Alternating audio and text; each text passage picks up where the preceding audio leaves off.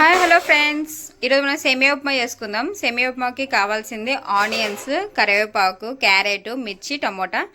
ఇప్పుడు మనం పెనం పెట్టుకుందాం గ్యాస్ మీద. ఇందులో 2 స్పూన్లు ఆయిల్ వేసుకుందాం. మనం పెనం పెట్టుకున్నాము, ఇందులో ఆయిల్ వేసుకుందాం.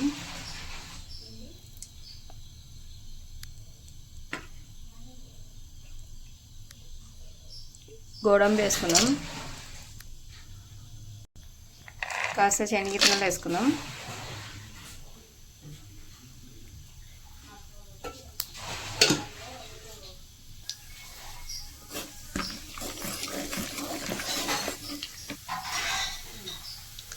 ఇప్పుడు మనం కట్ చేసుకున్న ఆనియన్స్, క్యారెట్, మిర్చి అన్నీ ఇప్పుడు ఇందులో వేసుకుందాం. క్యారెట్, మిర్చి, గోడంబి, శనగిత్తనాలు ఇవి ఇప్పుడు గోల్డెన్ కలర్ రావాలి.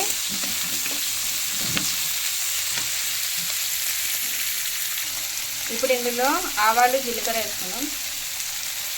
కలుపుకుందాం.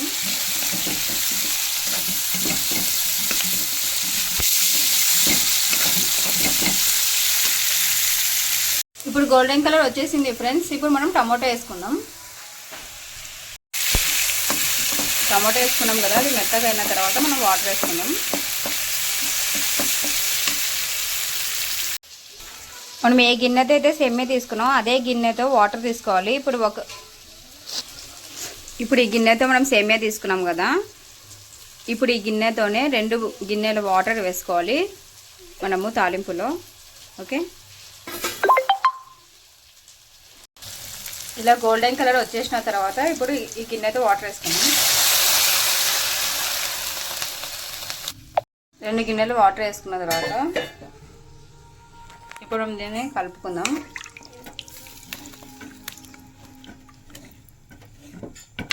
ఇప్పుడు ఇందులో కాస్త సాల్ట్, పసుపు వేసుకుందాం. కొద్దిగా పసుపు వేసుకుందాం. 1 స్పూన్ ఉప్పు వేసుకుందాం. ఇప్పుడు కలుపుకుందాం.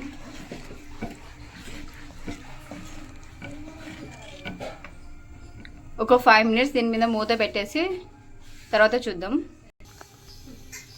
ఇప్పుడు ఇందులో ప్లేట్ వేసేద్దాం. 5 మినిట్స్ తర్వాత చూద్దాం.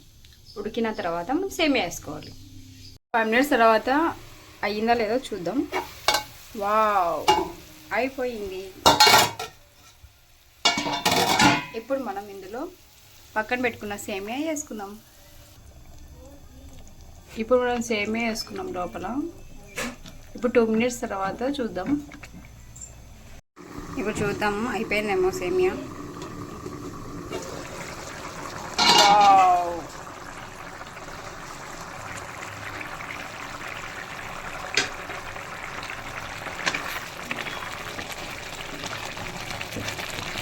ఇది ఎంత పర్ఫెక్ట్గా వచ్చిందో.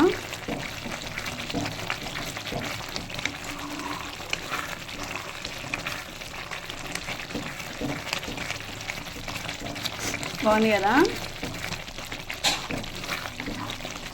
అది ఉడికిందా లేదా అని ఎలా తెలుసుకోవాలంటే ఇది తీసుకోండి. మనం గడ్డ కట్టకుండా ఉండాలంటే తీసుకొని సేమియా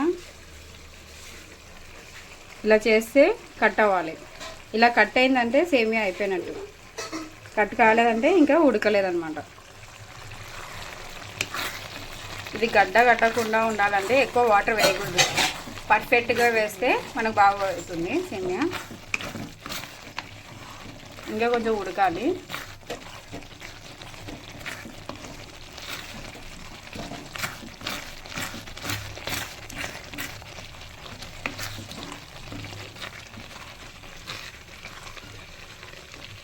కలర్ఫుల్గా ఉంది కదా సేమియా. చూస్తుంటే ఎప్పుడెప్పుడు తినేద్దామా అనిపిస్తుంది. మీకు కూడా అలానే అనిపిస్తుందా? అయితే లైక్ చేసి, షేర్ చేసి, కామెంట్ చేసి